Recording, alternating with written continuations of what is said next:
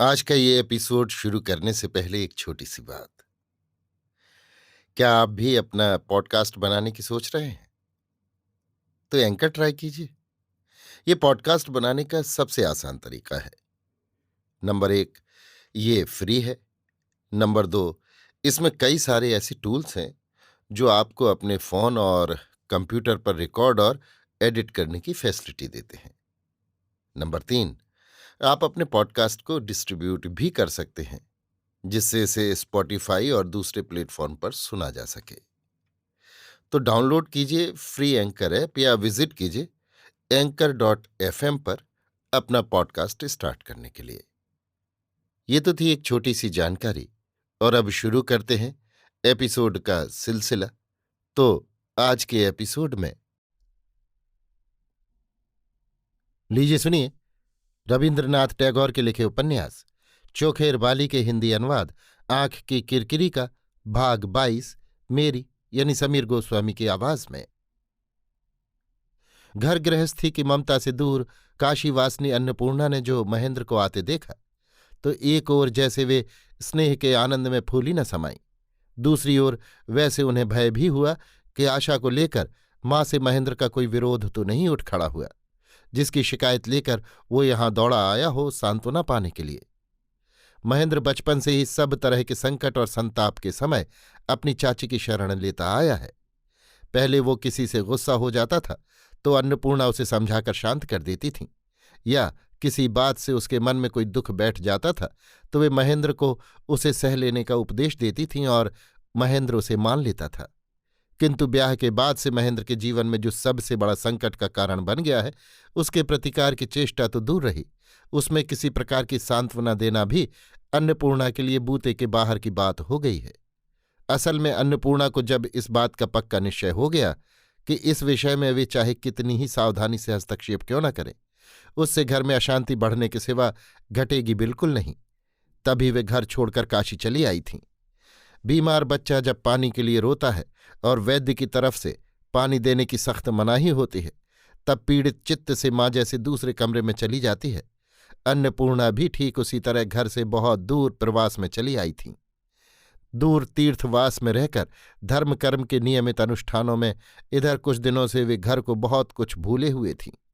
अब महेंद्र क्या फिर उन सब विरोध की बातों को छेड़कर उनके प्रच्छन्न घाव में चोट पहुंचाने के लिए यहां तक दौड़ा आया है?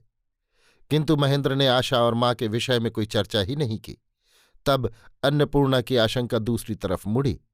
जो महेंद्र आशा को छोड़कर कॉलेज नहीं जा सकता था, वो आज चाची की खबर लेने काशी कैसे चला आया? तो क्या आशा के प्रति महेंद्र का आकर्षण ढीला होता जा रहा है? अंत में महेंद्र से उन्होंने कुछ आशंका के साथ पूछा, महेंद्र, तुझे अपनी चाची की सौगंध है, सच सच बताना, चुन्नी अच्छी तरह है? महेंद्र ने कहा, हाँ, सब अच्छी तरह है। अन्नपूर्णा ने फिर पूछा, आजकल वो रहती कैसे है? तुम लोगों का लड़कपन वैसा ही बना हुआ है या कामकाज भी कुछ संभालने लगे हो? महेंद्र ने कहा, लड़कपना बिल्कुल ही जाता रहा है। सब झगड़ों की असल जड़ वो चारूपाठ किताब न जाने कहाँ गायब हो गई, कुछ पता ही नहीं। तुम रहती तो देखकर खुश होते हैं कि पढ़ने लिखने में स्त्रियों को जितनी लापरवाही करनी चाहिए, चुन्नी ने अपने उस कर्तव्य में जरा भी लापरवाही नहीं की। अन्नपूर्णा ने कहा, बिहारी क्या करता है? महेंद्र ने कहा, अपना काम छोड़कर बाकी सब करता है। नायब गुमाश्ते जमीन जायदाद का काम देखते हैं। किस दृष्टि से देखते हैं सो मैं नहीं कह सकता, उसका तो हमेशा से यही हाल है। उसका निज का काम और लोग देखते हैं और औरों का काम वो खुद देखता है। अन्नपूर्णा ने कहा, अच्छा महेंद्र, वो क्या ब्याह करेगा ही नहीं? महेंद्र ने मुस्कुराते हुए कहा, कहाँ, कोई लक्षण तो नहीं दिखाई देता। सुनकर अन्नपूर्णा के हृदय के गुप्त स्थान में चोट पहुंची। वे निश्चित जान गई हैं कि उनकी बहनौत को देखकर एक बार बिहारी बड़े आग्रह के साथ ब्याह करने को तैयार हो गया था, किंतु उसका वो उन्मुख आग्रह अन्यायपूर्वक अकस्मात दलित कर दिया गया है। बिहारी ने कहा था, चाची, मुझसे अब कभी भी ब्याह करने का अनुरोध न करना। व्यथित हृदय के वे शब्द अब भी अन्नपूर्णा के कानों में गूंज रहे थे। अपने उस एकांत अनुगत स्नेह पात्र बिहारी को वे ऐसी भग्न हृदय की दशा में छोड़कर चली आई हैं। उसे किसी तरह की सांत्वना भी नहीं दे आ सकी। इससे अन्नपूर्णा अत्यंत विमर्श और भयभीत होकर सोचने लगी। अब भी क्या बिहारी का मन आशा के प्रति आकृष्ट है? महेंद्र कभी हंसी हंसी में और कभी गंभीरता के साथ घर के आधुनिकतम सभी संवाद सुनाता रहा, किंतु विनोदनी का उसने उल्लेख तक नहीं किया। इस समय कॉलेज खुला हुआ है, लिहाजा काशी में उसे ज्यादा दिन नहीं ठहरना चाहिए, किंतु कठिन रोग के बाद स्वास्थ्यकर आब हवा में जाकर आरोग्य लाभ करने में जो सुख होता है, महेंद्र काशी में अन्नपूर्णा के पास रहकर उसी सुख का प्रतिदिन अनुभव कर रहा था। इसलिए कलकत्ते जाने की बात उसके मन में ही न आई। उसके मन में अपने साथ अपना जो एक विरोध पैदा होने लगा था, देखते देखते वो दूर हो गया। इधर कई दिनों से सर्वदा धर्मपरायणा अन्नपूर्णा की स्नेहमयी मुखच्छवि देखते देखते घर गृहस्थी का कर्तव्य पालन उसे इतना सहज और सुखकर मालूम होने लगा कि उसके पहले की आतंक की याद करके उसे हंसी आने लगी। उसे ऐसा लगने लगा कि विनोदनी कुछ भी नहीं है, यहाँ तक कि उसके चेहरे को भी वो अपने मन में स्पष्ट रूप न दे सका। अंत में महेंद्र काफी जोर के साथ मन ही मन कहने लगा, आशा को मेरे हृदय से एक बाल बराबर भी हटा सके, संसार में ऐसा तो मुझे कोई कहीं दिखाई नहीं पड़ता। महेंद्र ने अन्नपूर्णा से कहा, चाची, कॉलेज में मेरी गैरहाजिरी बढ़ती जा रही है, अब मुझे जाना चाहिए। यद्यपि तुम घर की ममता त्याग कर इतनी दूर एकांत में आकर रह रही हो, तो भी आज्ञा दो, कभी कभी आकर मैं तुम्हारी चरणों की धूल ले जाया करूं। महेंद्र ने घर आकर जब आशा को उसकी मौसी की तरफ से 2 स्नेहोपहार दिए, सिंदूर की डिबिया और सफेद पत्थर की छोटी सी घंटी, तब उसकी आंखों से झरझर आंसू झरने लगे। मौसी के परम स्नेहमय धैर्य और उन पर अपने और सास के उपद्रवों की याद करके आशा का हृदय व्याकुल हो उठा।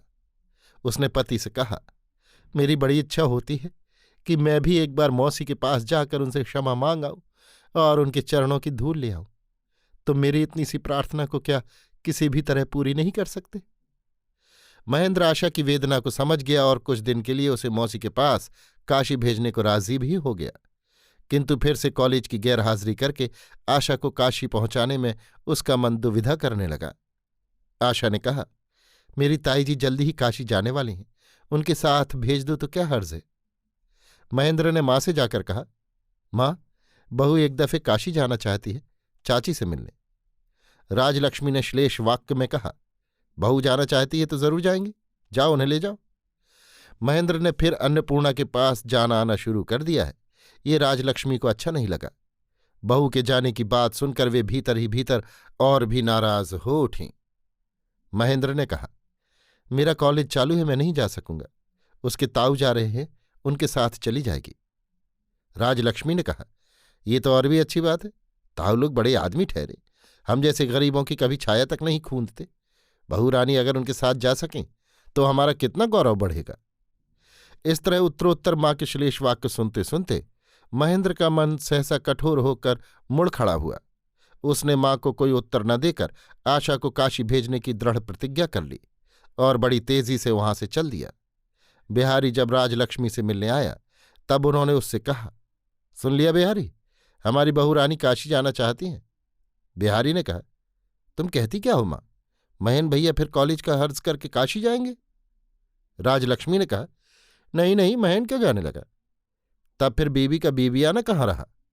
महेंद्र यहीं रहेंगे, बहू रानी अपने ताऊ महाराज के साथ काशी पधारेंगे।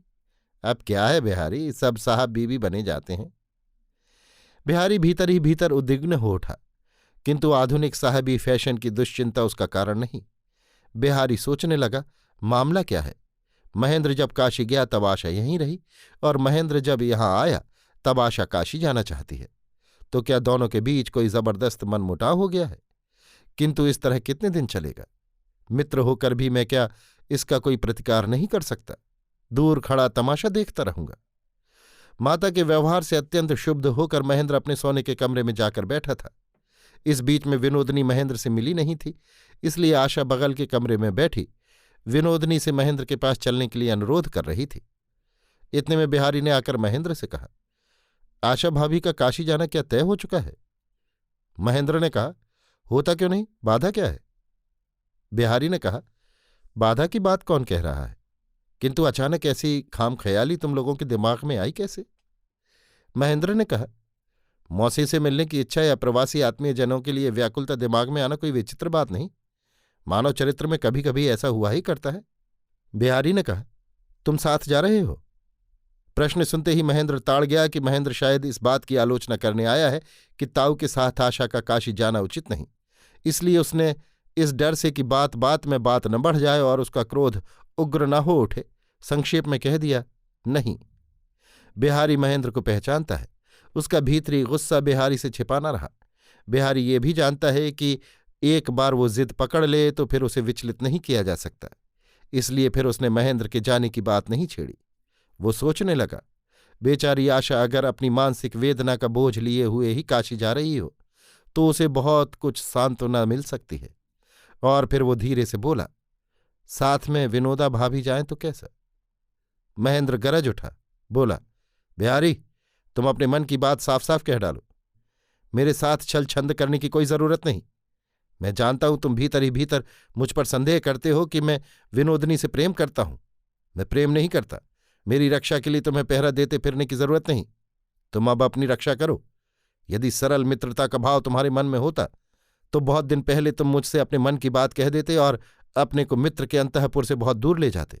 मैं तुम्हारे मुंह पर साफ साफ कहता हूं, तुम आशा से प्रेम करते हो। जबरदस्त चोट या दर्द के स्थान को दोनों पांवों से रौंद देने से आहत व्यक्ति जैसे एक क्षण भी विचार न करके तुरंत आघातकारी को जोर से धक्का देकर फेंक देने की कोशिश करता है। रुद्धकंठ बिहारी भी उसी तरह अपना सफेद फक मुंह लिए कुर्सी से उठकर महेंद्र की तरफ झपटा, किंतु दूसरे ही क्षण सहसा ठिठक कर बड़ी मुश्किल से गले से आवाज निकालकर बोला, ईश्वर तुम्हें क्षमा करे, मैं जाता हूं। और लड़खड़ाता हुआ घर से बाहर निकल गया। बगल के कमरे में से बाहर निकलकर विनोदिनी ने पीछे से पुकारा, बिहारी लाला जी। बिहारी ने दीवार के सहारे खड़े होकर जरा हंसने की कोशिश करते हुए कहा, क्या है विनोदा भाभी? विनोदनी ने कहा, लाला जी, आंख की किरकिरी के साथ मैं भी काशी जाऊंगी। बिहारी ने कहा, नहीं नहीं भाभी, सो नहीं होगा, हरगिज नहीं होगा। मैं तुमसे विनती करता हूं, मेरी बात पर तुम कुछ भी मत करना। मैं यहां का कोई भी नहीं हूं। मैं यहां की किसी भी बात में दखल नहीं देना चाहता। इससे अच्छा नहीं होगा। तुम देवी हो, तुम जो अच्छा समझो करो। मैं चल दिया। इतना कहकर बिहारी ने विनोदनी को विनम्र नमस्कार किया और चल दिया। विनोदनी ने उसे टोकते हुए कहा, मैं देवी नहीं लाला जी, सुन जाओ। तुम्हारे चले जाने से किसी की भी भलाई नहीं होगी।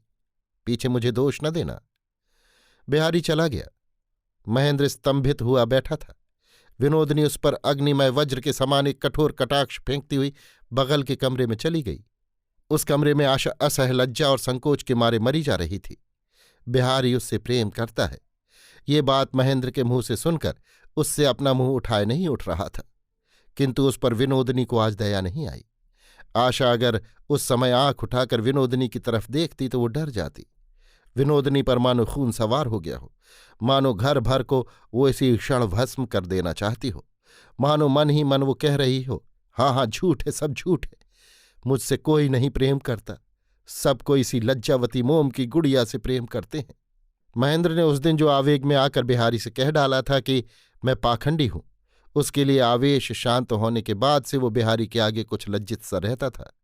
वो समझ रहा था कि उसकी सभी बातें मानो व्यक्त हो गई हैं।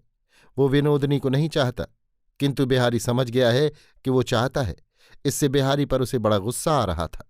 खासकर उस घटना के बाद से जितनी भी बार बिहारी उसके सामने आता था, उतनी ही बार उसे ऐसा लगता था कि बिहारी मानो कुतूहल के साथ उसके भीतर की बातों का पता लगाता फिर रहा है। उसका ये संदेहमय क्रोध उत्तरोत्तर जमता ही चला जा रहा था और आज जरा सा आघात लगते ही वो फूट पड़ा। किंतु विनोदनी का बगल के कमरे में से इस तरह व्याकुलता के साथ दौड़कर आना, इस तरह आर्त कंठ से बिहारी को रोकने की कोशिश करना और बिहारी के आदेशानुसार आशा के साथ काशी जाने को तैयार हो जाना, ये सब बातें महेंद्र के लिए कल्पनातीत थीं। इस दृश्य ने महेंद्र को प्रबल आघात से विह्वल कर दिया। उसने कहा था कि वो विनोदनी को नहीं चाहता, किंतु उसने जो कुछ सुना, जो कुछ देखा, उसने उसे सुस्थिर नहीं रहने दिया। उसे वो चारों तरफ से विचित्र रूप से पीड़न करने लगा।